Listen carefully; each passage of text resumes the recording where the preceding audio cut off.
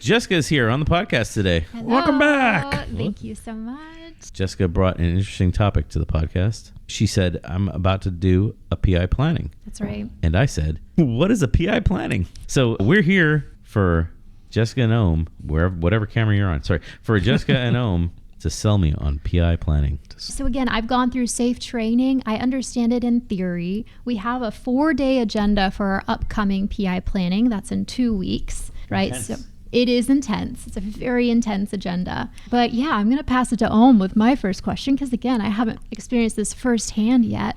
What do you think is the greatest benefit of having a PI planning? What is the greatest benefit? My goodness. So there are many benefits of PI planning. If you're asking my personal opinion, the biggest benefit for me is to be able to meet people that you never meet, right? You're doing PI planning because you have a lot of people in multiple teams that you work with pretty much daily, right? But you don't meet them because they're distributed and they're all over the place. That's a big benefit, that you actually get to meet with people, you get to hang out with them, form those relationships. That for me is invaluable. Personally for me, that is the biggest benefit. But for PI planning as an event, what are some of the other benefits, right? For the team members, the leadership, management, anybody really. The whole premise behind PI planning is periodically we all get together. It used to be in person, but it doesn't matter. It's hybrid these days. We all get together and we plan out collectively the work ahead for a period of time. Let's say 3 months. Right? SAFE recommends PI planning for 5 sprints if you're doing 2-week sprints. Some teams might do 3-week sprints. So they're saying, well, about 3 months. You're right. So you're going to do a cadence of every 3 months, everyone gets together. And again, SAFE says 2 days. You're doing 4. Yeah. So they say 2, but then they leave the door open for longer PI planning if you need it. Sorry, since you're selling me, that's the point of the podcast on PI planning. I want to interject and ask questions occasionally. Yeah, please do. Which is, so you're basically doing quarterly planning. It is. And you're playing 5 sprints, but I happen to notice that there are 6 potential sprints within a quarter for quarterly planning. So what happens to that last? It's a good question. PI planning is the name given to this planning exercise by Scaled Agile. Yeah. But even before that, the quarterly planning was still in play, right? It was called BRP, or Big Room Planning. Sure. So yes, you observed very astutely there is an extra sprint in there. So what SAFE is saying is that last sprint is your IP sprint. It's your innovation and planning sprint. So during that sprint, team members don't actually work on the regular stuff that they did in previous sprints, but they innovate, they learn, they experiment, they learn new technology maybe, and they plan ahead. So if you notice, the PI planning event falls in that sprint, right? It falls in the IP sprint. That way you can serve the other sprints for regular development work. So that's the reason why there's that extra sprint. Yeah, that makes sense. Slowing down to get together to plan and to meet together and go back into like business objective mode. That makes sense. I don't know about 2 weeks. I think of all the organizations I work with, like stopping development efforts for 2 weeks. That would be a huge ask. Well, that's the theory, right? The 2 weeks is the theory. In practice, what happens is there is some work left over that they didn't finish in the previous sprints. Sure. So they continue on. That's part of it. The other part of it is it's not just for experimentation and learning. That last sprint is also for planning ahead, for PI planning. It's doing the planning before you get into PI planning. So there's quite a lot of work that needs to happen there. Yeah. You have to have your objectives ready. Leadership has to get their vision ready that they can share with the teams, right? The architects have to get their high-level architectural diagrams ready. Product folks need to get their proposals ready that they're pitching, right? So all of that preparation work happens during that time. I'm not saying it starts during that time. It's supposed to be continuous, but you get in full readiness mode during that time. That's the idea. Okay, so I'm a product manager and we're having PI planning. What do I have to bring with me? Okay, Jessica, you're the product manager now. Oh, cool. Okay.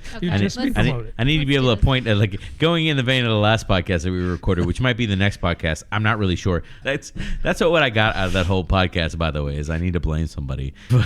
If I'm saying, like, you're the product manager, I know that my teams are going to need product goals, business goals, objectives going into the PI planning to figure out how to solution and whatnot. Like, I assume There's going to be a lot of homework on your plate to go into. What do I expect my product people to bring to this? Like, what homework do they need to be doing in this 2 weeks that we give to them, quote, away from doing real work? Like, well, this is part of the real work. So don't think about this as just something that starts discreetly during that time and finishes prior to PI planning. This is part of the work. They should be doing this all the time.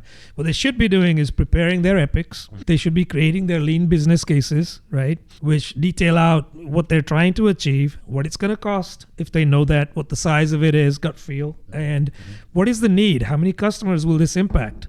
So ROI conversations, these things happen in this document during the PI itself. So in the last 2 weeks, in that last sprint, what they're doing is solidifying all of that. And they are getting ready with potentially even with some features that they've defined out of those epics that they can bring into PI planning. Okay. So the whole point is you bring everything you need into PI planning so that you can have conversations with management, leadership, your peers, your other product people, and say, this is what we're doing. I need this here. And somebody could say, well, you're dependent on me for that. So in order for me to get you that, I need to do my piece before that, but we can't. So we'll give you that 2 weeks later, which means a sprint later. And then you can change the plan. That's the idea. So they need to bring all of these things, which is a lot actually, because you've got the LBCs that are approved. So prior to they becoming approved, what you have to do is get them ready, right? Get with leadership, pitch all of those things, have them basically commit funding. Now, depending on which configuration of SAFE you're practicing, there might be more. There might be a layer above that, which is your LPM, the Lean Portfolio Management folks.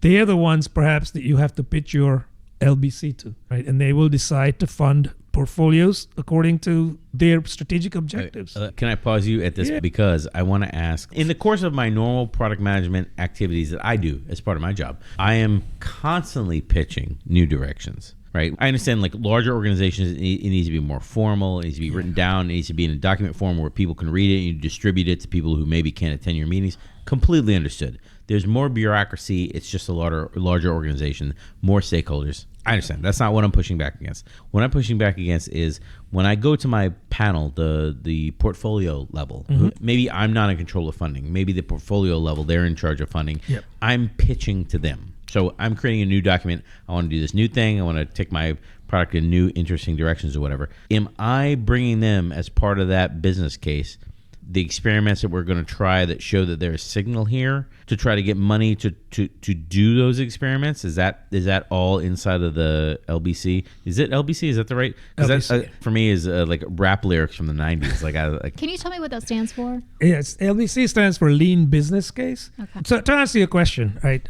it depends. So it depends because maybe your whole LBC is we're going to try to figure out if this is a good thing to do for our customers. Is there a demand? Yeah. And to do that, there's a certain cost, and that's what you're pitching. Or you could say, here's what I have already done in the past. I have solid signals. Here's the proof for that.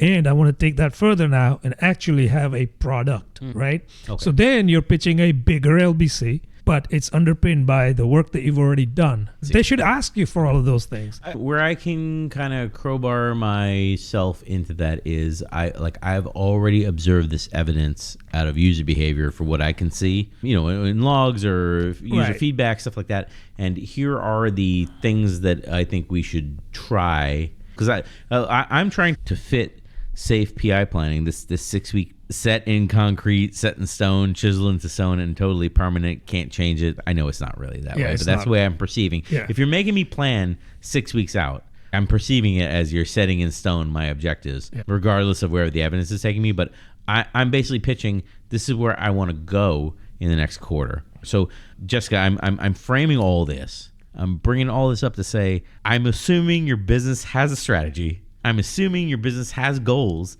I'm going to tell you what I would try to do in normal product management, sane product management, and then you tell me if SAFE supports this, right? I would come with a list of experiments. We think we can put the evidence that we have with the goals that we have and figure out a new direction. The business is on board with it, at least somewhat on board with it. These are the experiments we're going to try in this next 6 weeks, and the ones that work out, we're going to just swing them right into active development and make them real things. The ones that don't work, we're going to pivot and try different things. It's a choose your own adventure, because that's my big pushback on the big room planning is you don't want to explore every potential path, right? Yeah, and you don't have to do that, right? So people that are looking at your pitch or pitches, they're not going to fund every single thing that's pitched at them because they don't have infinite budget. They're gonna have to feel comfortable, right, funding something. Now it's on you to convince them, right? So you can do that. But to your point about the granularity of it, your LBC is simply a one-pager, 1 to 2 page max. That's all it is. And this is to say, here's what we're doing. Here's why we're doing it. Here's for whom we're doing this. And if they buy into that, then you can go ahead and say, okay, for this particular PI, 3 months, off that big LBC, which might take more than one PI, huge epics do take longer, you can say, I'm going to do this piece, right? And usually leadership will say, okay, because they trust you. You're the product person. Now it's up to you to go figure out what are your dependencies on others to get that piece done. My mind went to stories almost when you said the adventure game, a maze of twisty little passages. You don't have to say I'm going to go passage A or passage B. I like your reference to the adventure game, because I go back to our Lizards and Wizards podcast. I like that podcast. That's right. So they're not interested in that level because you don't even know how many passages you're going to have, to use the metaphor. So Jessica, you're a Scrum Master on these teams? I am. Yes, I'm a Scrum Master on these teams. So we did all the pre-planning work. So we're walking into it ready with our objectives, dependencies called out, as well as risks. Okay, so objectives, dependencies. So you have the business objectives, which includes the business cases. Yes. This is like planning, but with extra stress. If I could write a one-pager about what we're about to go into, it would be, I would go right back to Roger Martin, Playing to Win. Where to play, how to win. I would want my business case to just clearly say, like, where to play, this market, how to win, this evidence, basically, for this market, for these customers, these people, these personas, right? Mm-hmm. Sure. This is how we win. And I would pitch it to my team like that, and let the Scrum Master and the team take it away from there. You know? Yeah, I agree. I think that's a good, it is very flexible. A couple of other things that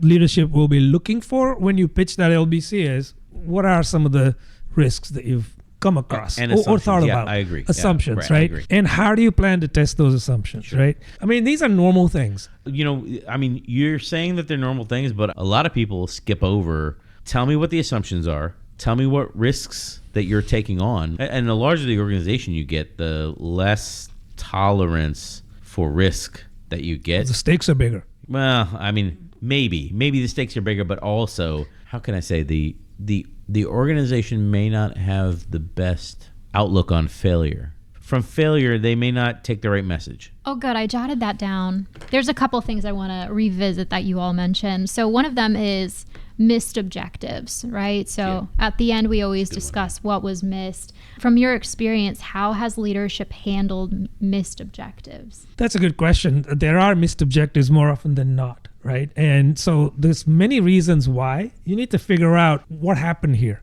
Why did we miss it? And that's a conversation to have with your teams, to say, were we just overambitious, right? Yeah. And we took on too much. Or maybe we weren't. We took on what we thought could be reasonably delivered. But then what happened is we had 3 team members out or whatever it is, right? Life happens.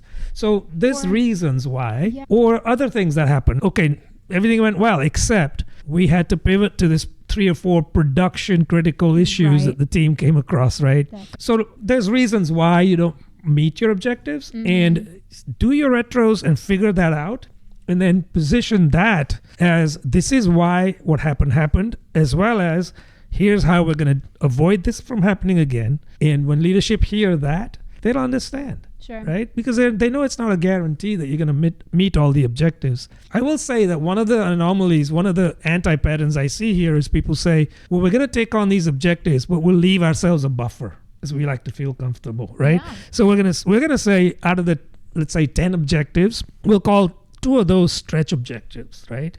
And that way, we're not committing to those, because SAFE says you don't have to commit, which is true. SAFE does say that, but that's not quite right. Because you don't take on objectives and then call them stretches because you want to feel comfortable, right? You call them stretches because you can see there's major dependencies on those 2. So there's a risk there.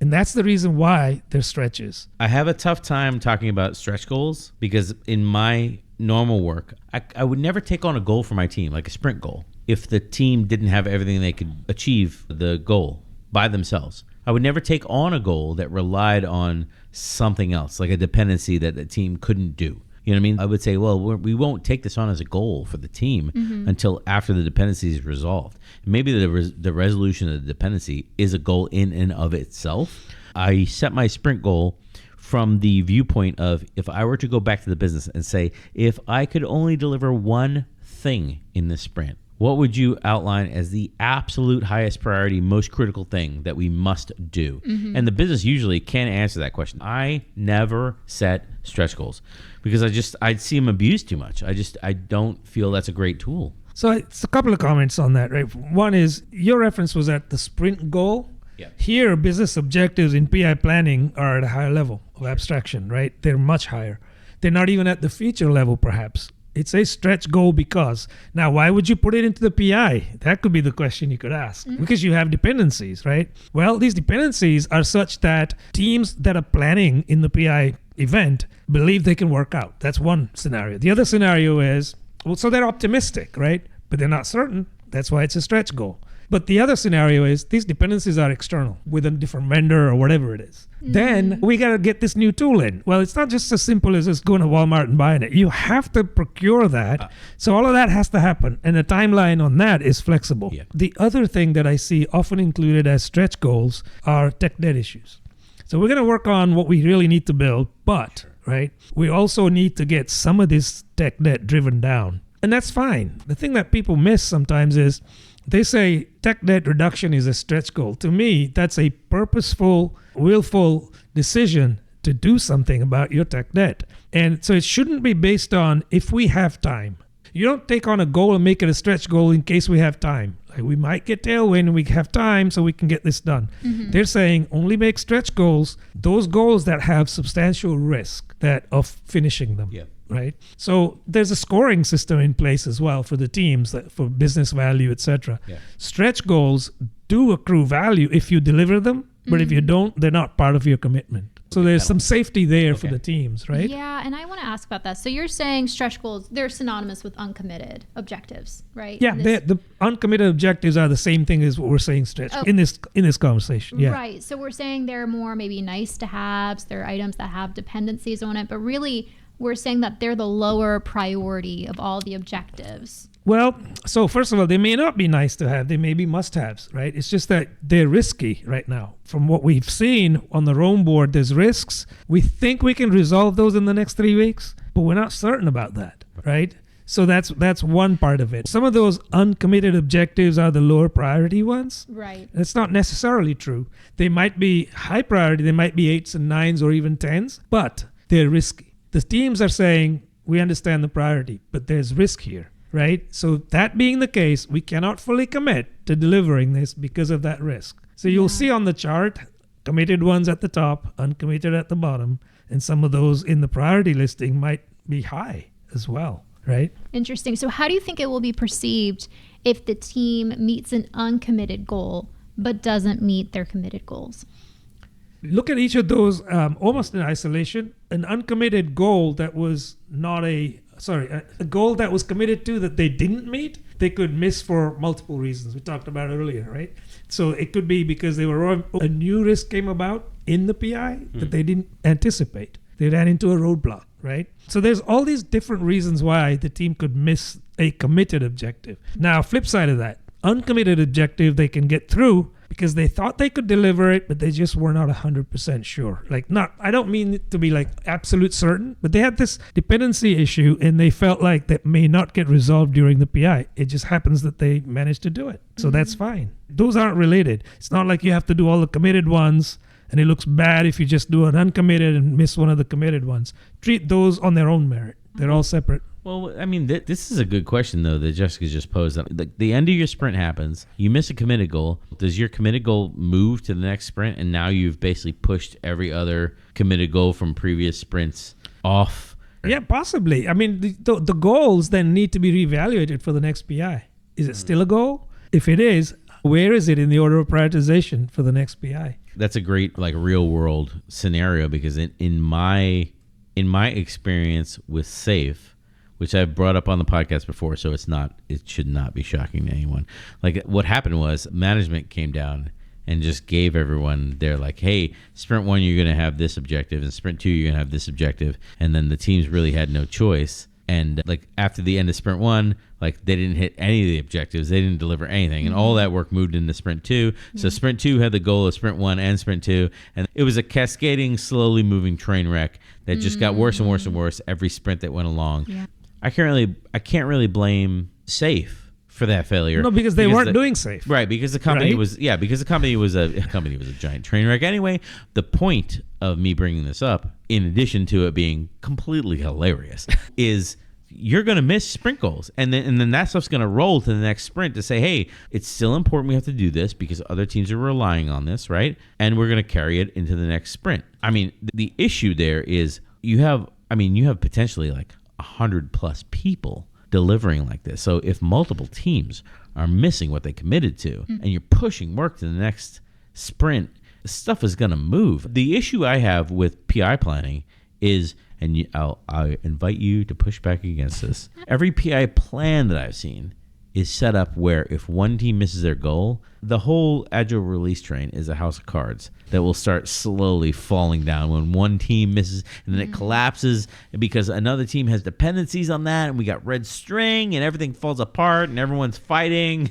Yeah, I've seen that as well. I have to confess. I've seen it, but they're not doing it right. Okay, they're not doing it right. The example you cited earlier, where leadership, you said management, actually. Management came in and said, you had these dates, you're going to work on this team's going to work on that. At that point, they're not doing SAFe. SAFe says PI planning is done by those that are doing the work, which is the teams, not management. So I've seen this all over the place where people say, well, we tried SAFe and this is what we end up with. Well, you're not doing SAFe right to begin with. This is analogous to people saying, well, Agile doesn't work here. Scrum doesn't work here. Well, you're not doing it right, quite possibly. Those companies or those teams that are setting up such that an objective that's missed by a team impacts everybody, the house of cards scenario, they're definitely not doing SAFe right. Objectives are fluid, they're at the top, they're high-level work item. They need to be broken down into epics and then features. So if a team misses their sprint goal, they might miss their feature, let's say, during the PI. Again, think about 3 months, right? They'll miss a feature. That doesn't mean the whole objective, which has multiple features, which have multiple epics above them, right? That the whole thing is falling down. It's not. It's not falling down. What's happened is there's a reshuffle going on there. And now it's up to the people that are planning those things. The RTs will help here, or STEs, depending on what flavor of SAFe you have, to manage those dependencies. You should be talking to those teams every single week. You should be having those sync events to talk about these to prevent that from happening. But it can't be avoided completely. But usually when it happens and you're doing SAFe right, you're practicing it properly, then it's basically an external influence or an internal influence, like a management decision that says, yeah, I know you planned all that stuff, but we have this conference coming, we need this now, right? Then, yeah, you're going to miss your objectives, but you know why. And you can stand behind that, right? If it's an external one, you can still stand behind it and say, it was not in our control, and we didn't foresee this happening, right? I've seen those symptoms all over, but they're not doing it right. Interesting. At the very beginning of this conversation, you talked about one of the benefits of having PI planning is getting everyone finally together, because usually we're all remote, right? So there's a benefit to that. However, I personally haven't heard that very often. I heard it's more hybrid, right? Yeah. And sometimes it's virtual altogether, right? Yeah. If there's not a budget to get people together, they just do virtual. So I wanted to bring that back up and ask the question, how beneficial do you think it is when it's hybrid and virtual versus in person? Well, certainly in person is the most beneficial. Obviously, I don't think there's any arguing there, right? I mean, face to face. But, hybrid is better than all virtual, because at least you got some people that are meeting. Sure. Now, yes, budgets, I understand, right? But maybe you can plan it such that for a PI, you get your key people together, let's say. Key people meaning you have product managers together, maybe Scrum Masters can come, depending on how much budget you have. If you have people overseas, right, typically they feel like they're kind of left out because they're just on a call, and these are long days. So one option is to bring somebody in. Maybe you bring in a tech lead or an architect who's remote, fly them in for a PI planning, and then they go back and they can talk to their teams. So they feel involved. Like they can say, well, when I talk to so-and-so, it's all relationship building, going back to what I was saying at the beginning. So at least that person got a chance to meet people, right, in person. But if it is completely remote, then the benefits are questionable, right? It's still okay because you can see people and you can say, oh yeah, that person's on this team. You get to learn people and what teams they belong on, especially on large art. So there is some benefit there. But there are difficulties as well, because when you're on a call, only one person speaking at a time, and that's okay. It should be that way. But if you're in person, your other senses are engaged. You hear conversations all around, right? You can hear somebody saying something and you pick up on it and say, oh yeah, I'm going to go talk to them about that later. Your eyes are taking in the whole thing. You're watching body language. None of that is there if you're remote, especially if you're not mandating cameras on. So it's not that effective if you're completely remote. It's better to be hybrid, but it's best to be in person. Again, in the confines of whatever budget you have. Yeah, and I'm sure it's tough doing it fully virtual too, because of just Zoom burnout, right? Yeah. You're just sitting there for hours. You're at home, so you're probably going to get up, get a snack, right? You're not as engaged. Yeah, yeah, but even in person, it's hard for an RTE to kind of conduct this whole thing. But if they're in person, they can have rules. They can say in the room, whoever wants to speak, go like this. Or if he or she wants to intervene when someone's speaking, they go like this, right? And people can see that happening. You can't really. And I know there's emojis and all of this stuff and reactions, but not everyone's looking for that. Yeah. People use backgrounds and you kind of lose that, right? No, I'm already with you on this one. Even if I'm doing quarterly planning and we're not even talking about SAFE here. BRP. Like I want to be in the same room with everyone I'm planning with. I want to be able to read how they're reacting to what I'm saying, and then immediately ask them, like, hey, you don't seem comfortable with this bet that we're making. Like, what evidence can we bring to you to make you more comfortable? Or, hey, there's no evidence you can bring. Or what risks are you seeing that I'm not? That's right. That's right. Or what are you seeing that I'm not seeing? And like, let's talk about it. Let's get it. I think you can do all this remote. I don't think there's any cryptic messages that you get in person that you don't get remote. I just think it takes way longer. And you need to go seek somebody with advanced facilitation skills to really draw people into the conversation in a remote setting.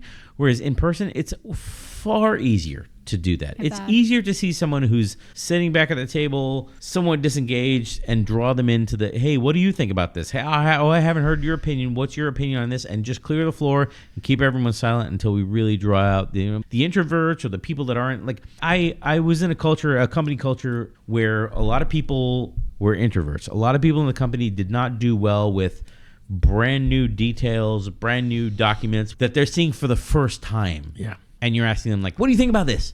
Like, they're just overwhelmed. They need that, like, hey, man, I need to, like, take this and I need to read it and I need, like, give me a couple hours to really absorb this, to figure out what my actual opinion is. They needed some time. That was just the personalities of the culture put together. Yeah. You can't put them on the spot. But, I mean, in a meeting where we're all in the room, you can say, like, hey, like, we're going to give everyone 15 minutes, read through the document in your own time. Nobody talks. If you read the Working Backwards book, the whole process of the Amazon 6-pager, where they all sit in a room and say nothing, and they say nothing for the first 20 minutes or whatever it is of the meeting, because the point of that time is you're introduced to this document, this 6-page document that's just chock full of new ideas, new concepts, and at the end it has an appendix that sends you to all over the company, to different places to read about the evidence and the trials and the experiments and things that are brand new to you. You're given an amount of time in the meeting, because we could say, just read the document before you step in the meeting. Of course, why wouldn't you do that? But the reality is we're all busy. We know that some people are not going to do it. So we're going to carve out time in this meeting. We all agree it's super important for everyone to come online with the business case. That's the point of the 6-pager. Everyone who reads the 6-pager can completely understand the business case. And by the time they're done in that reading time. They've read through the business case. They've annotated questions in the margins. They've marked up their copy of the document or whatever. And now the rest of the meeting, I don't remember, for 2 hours, I don't remember how long it is. Yeah. The rest of the meeting is dedicated to talking through all of the notes and all the reservations and all the challenges and all that kind of stuff. Really beating up the document. I feel like so much more effective doing it that way because, like you said, you actually gave people the time instead of saying, make your own time. Like, do it in your own time. That doesn't mean you have 20 minutes less of work to do elsewhere. As the product manager in me says, it is too important to assume that everyone gets the business case behind why we're doing what we're doing. This is why one of the things I really like about SAFe is the break between day one and day two, where you bring the management in to score what the teams have done. I'm going to put the SAFe agendas for day one, day two on the screen right now. So maybe you can walk me through the day one, day two agendas. Yeah, so day one of PI planning begins with leadership providing the business context and their vision. That way, everybody's bought into it, right? So this is where we're going over the next 3 months and beyond. So it's not just like 3 months. This is our vision for the product. This is what we're doing. And it's an hour, but often there's questions. So they can answer questions, right? And there may be multiple leaders presenting this. I would say, like, business context for the next 6 weeks in an hour, like that is not, by no stretch of the imagination, is that a long amount of time. Exactly. I agree. I agree with you. And again, depends on the level of granularity, right? Sure. These guys are senior leaders. They are possibly the sponsors as well, right? So it's not very detailed. But, then you have the next layer down and the next layer. So sometimes the architects pipe up with questions and so on. So once the business context is done, then you get the architects to come up. These are your EAs, your enterprise architects that typically lead it, but it can be, then they can pass the baton to the other architects. Okay. So product solution and vision. Now, it's not just architects, it's also your CPOs or product people that say, here, now that we know the vision, this is why we're doing what we're doing. Okay. It's for these customers, etc. And that is an hour and a half. These times are indications they can be flexed, right? Sure. And then we have an hour of the architect vision and dev practices. So what's happened way before all of this is the planning that we spoke of earlier. So the architects will have an architectural runway that they've prepared, which they share with the teams, right? So that's what's happening here. And development practices, all of that. So that's why it's an hour. And we have planning context and lunch. Planning context here is really the product managers looking at what they came in with regard to epics and features. Sure. They're discussing this at a high level. Again, you're not really deep diving here yet. Typically that happens over lunch as well, right?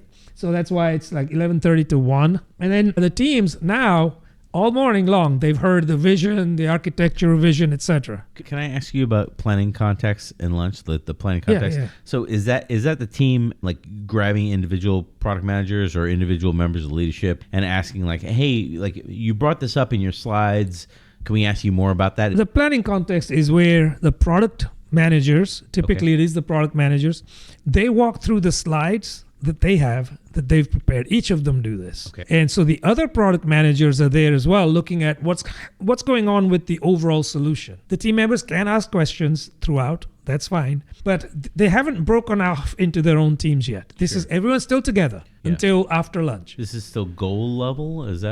This is now at the PI level. So over the next 3 months, right, here are the epics that we're going to work on. Here are the features that fulfill the epics. Sure. So remember what's happened here. We started with the vision, very high level, right?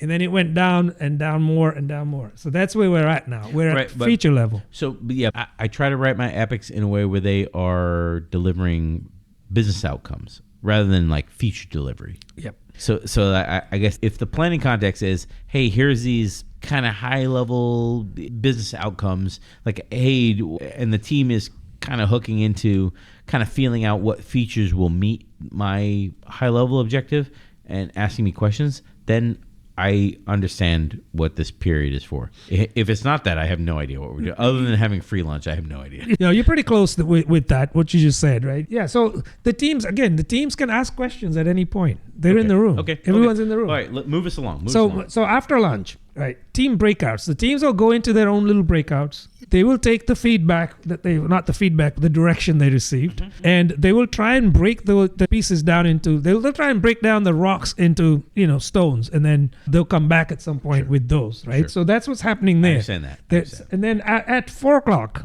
according to this timeline, at 4 o'clock, there's a draft plan review. So what is happening in parallel with all of this, the team breakouts, is they are creating their features, they're sequencing the features, taking into account dependencies and whatnot, and they will present a draft plan of how they're going to meet these. In other words, we're going to take this feature, it'll last a sprint and a half, right? And we also have this feature that we're going to start at the same time because we have people to do that, right?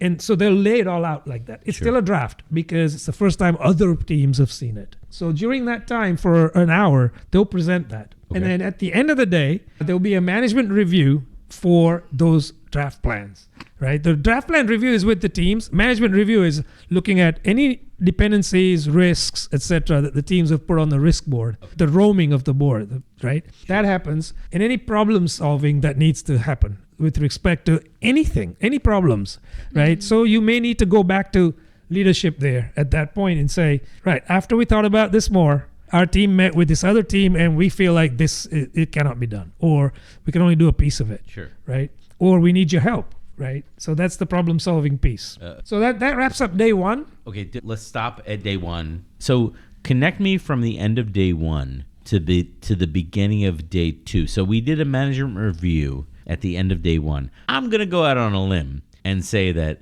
sometimes this runs over the time box, and management's like, you'll say there's a lot of assumptions here, there's a lot of risk, things that we're not 100% confident that things, or we're not even like 70% confident that things are gonna stop here. Like there's a lot of potential for a train wreck to happen, kind of what I said earlier in the podcast. Right. Do we want to like de-risk ourselves, kind of scope down our objectives and let management kind of pick the best of what they want? So first of all, you're right about one thing you started off with. This runs over. This is idealistic. Unfortunately, this runs right into cocktail hour, much to my annoyance. But anyway, so this is not the time to de-risk yet. This is the time to get help and then think about things. Sleep on it for the night, right? Come back. Make the adjustments in the morning and present those and say, based on what we discussed yesterday, here's how we reshuffled everything. We've descoped some of these things, right? And here's our adjusted plan, so to speak. Okay. So that's the 8 to 9. The point there is to have leadership in for their visibility and to get their input on what they're doing. So they may say, for example, I'll give you an example. Day 2, 8 to 9, right? You could say, yesterday, dear leaders, we talked about these things. Today, we don't think we can do this one piece. So they could say, okay, you said it was very important though, right? And we're telling you right now, it can't be done. So then what leadership will do is they'll say, well, can you do any of it? They might say that. And they might say, let's descope, right? Sure. And the descoping is presented at planning adjustment. Okay. Based on yesterday's conversation, we took out this piece, but we can do these other pieces. Or we took out that whole thing. Okay. So is 8 o'clock to 9 o'clock on day 2, this is at a goal level. On day 1, 1 o'clock to 4 o'clock, you've done your low level analysis, basically. That's the way this reads to me. And then you come back to management and you say, okay, here's the things that seem high risk. Let's take our 5 to 6 and let's be civil about this and say we're not working past 6 because we all got to get to happy hour. We come back at 8 o'clock, bright and ready to commit the next day, maybe some of us with hangovers, and say, here are the trade-offs in the goals of what we have to have versus what's nice versus what's a stretch goal and whatnot.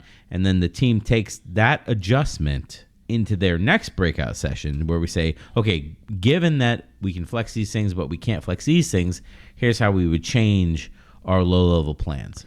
That I get. That's exactly what the purpose is. So you nailed it right there. Yes. Okay. The other thing that teams are doing is on those things where there's no ambiguity, they are feeling pretty good about that, right? They can start creating stories. Now, remember, this is not in the next PI yet. So these stories don't have a whole lot of, they won't maybe have ACs in there fully. Sure. They'll be shell stories. Sure. But at least they'll capture the understanding of, to deliver a feature, we need these 5-6 stories, let's say. So they can start breaking those out and say, we got to get these done, and start putting those stickies, virtual stickies, in the, in sprint 1 of the next PI. Sure.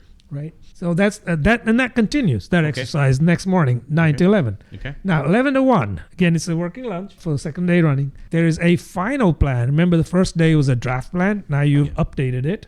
So the final plan is then presented to the leaders. And after that, we talk about the risks, the art risks, right? So your final plan review, your art risk review. I'm assuming this is where you have your red string review. Yeah. This is where the planning board is looked at with regard to dependencies. Sure. So that happens 1 to 2, and you pretty much are done except for other things. Tell me about the confidence. What is the confidence vote? Is that every team giving a big thumbs up or thumbs down? Exactly. That's what it is. So we were talking about how is it more effective in person. I like it in person because we're all in the room. Sure. And one of the things with this confidence vote that I like to do is to say, okay, right, we're going to have, it's a scale of 1 to 5, the confidence scale is, right? So we can say, well, those people that feel like their confidence level is only a 1, which means this is going to be a tough PI. We can't really deliver much, right? You go over in that corner, literally like walk over there. Oh, really? Right? Yeah, that's what I do. Oh, wow. And I say 2s, walk over here. 3s over here. 4s over there.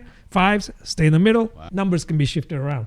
I like to do that because it gets people thinking and they walk. You can't do that virtually. So now I use a board and we use like Miro or Mural or whatever. So the confidence vote is just that. People doing the work do the voting, and they will vote based on their individual confidence on collective art meeting the goal, right? It's not like, okay, I as a tester think I can do my job, so I'll give it a 5. It's not like that. Sure. For the art, do you think we're going to meet our objectives overall? So it's pretty high level, holistic, right? But it's very revealing because you can see the clusters. Well, you can see the clusters on a board too, I guess, but in practice, in the room, you can see like where are the most people. I had a question about the confidence vote because you said you put people on different sides of the room. I'm just curious, what is the benefit of doing that? Well, it gets people out of their chairs and they move to a corner. They're committing that is my vote. So what happens if you do it on a board? You can't see who's voting. So they're going to wait. And then they'll see more people are like at a 3 and they go, yeah, I'm not going to risk myself. So in practice, once you walk over there, let's say it's me. I walk over to that corner and I see more people over there. I'm less likely to just get up and walk over because everyone can see that I've just changed my mind. Interesting. Okay. Yeah, I was curious if you want all the, say, 3s to communicate with each other and discuss why they both thought it was a 3. We don't want to necessarily do that. I mean, this is just the classification exercise for now, right? So we just want to say, well, how many 3s do we have, right?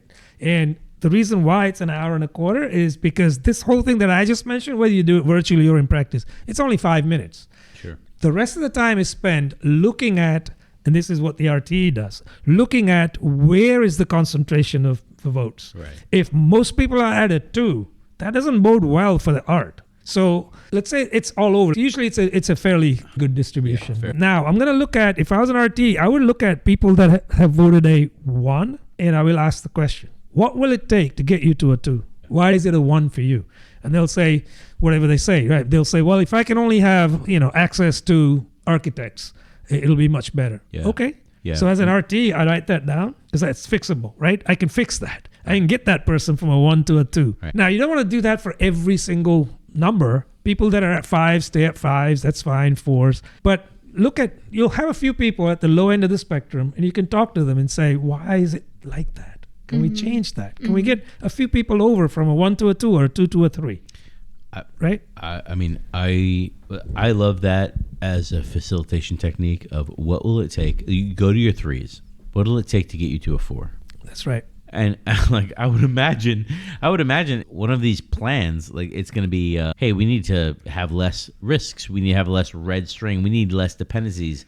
We need to be sure about these experiments. Okay. It varies. It runs the whole gamut. Some people say that. Some people will say, I'm okay, but I'm at a 3 because I think we've just taken on too much work. Sure. We should take on less. We did that last PI. It didn't work out so good. Well, that's great input. And that's a great thing to know at that point, right? Rather than kick off the PI. So the RTs will do that. And at some point they'll say, okay, the average is roughly, and I just look at heads. Yeah, that's good. We're mostly at 4s and 5s. We're good. You can still leave people in 1s because they won't move. Some people will be stubborn and say, yeah, I see what you're saying, but it's still a 1 for me. Right. Fine, leave them. Yeah.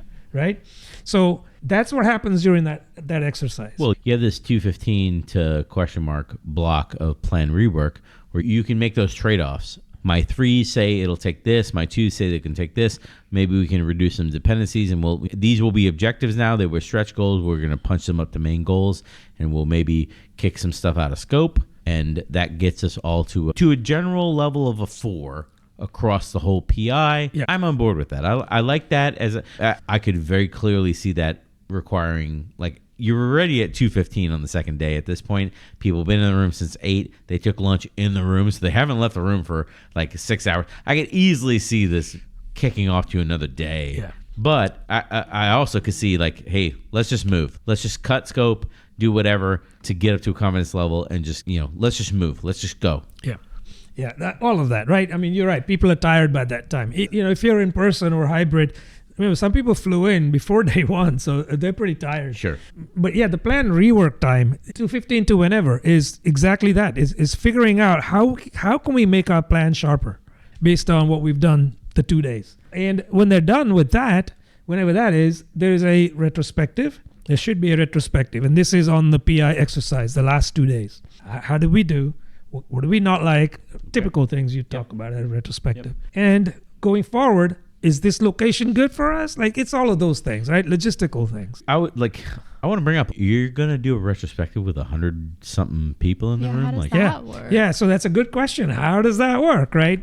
Some people do it poorly, some people do it better. I like to have a retrospective board. I like to have one board, first of all, for whole PI planning. I don't like these 15 boards that people use. Sure. These people get lost. I would want one board. I want one board. So I have a single board. Sure. We happen to use Miro. You could use Miro. It doesn't matter, right? Where you have all the activity that happens. But way over to the right, I have the Rome board for the risks. And underneath that, I have the retro board. And I tell people way before this, I tell people before they come out to PI planning, I introduce the board and I say, this is how the board's going to be used, right?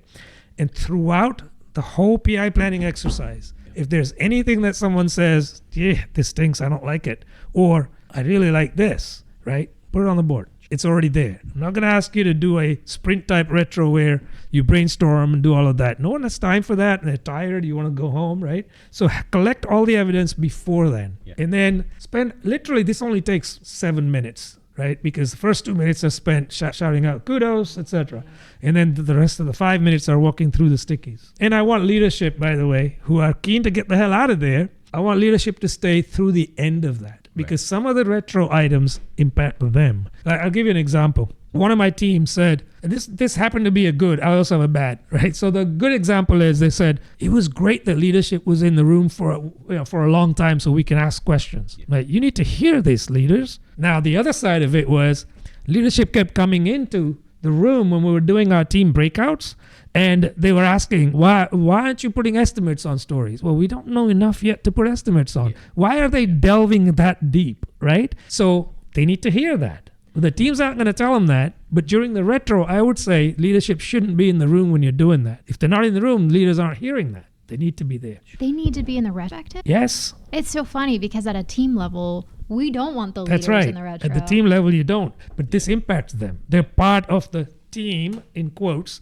that plans the PI. They're in there. They're impacted. This is a retro for the planning of the PI, right? Correct. Okay. So from that perspective, I really think that leadership's input is super valuable. The product manager, I want to take the temperature of whether leadership feels that the whole program really has understood their intent and is on the same page with them, and it feels the same sense of urgency. And like, also, that's the product manager in me. But also, the ridiculous side of me is like, I know that leadership is like, they're like kids on the internet. Like they like, you got 10 seconds to grab their attention in a video, or they're gonna click the next video. Like you got to keep them engaged at all times, or they're gonna cash out. So I really like the idea of keeping them interested in what the teams are doing. I want to find places to keep them contributing to what the teams are doing. I have high confidence that the teams are going to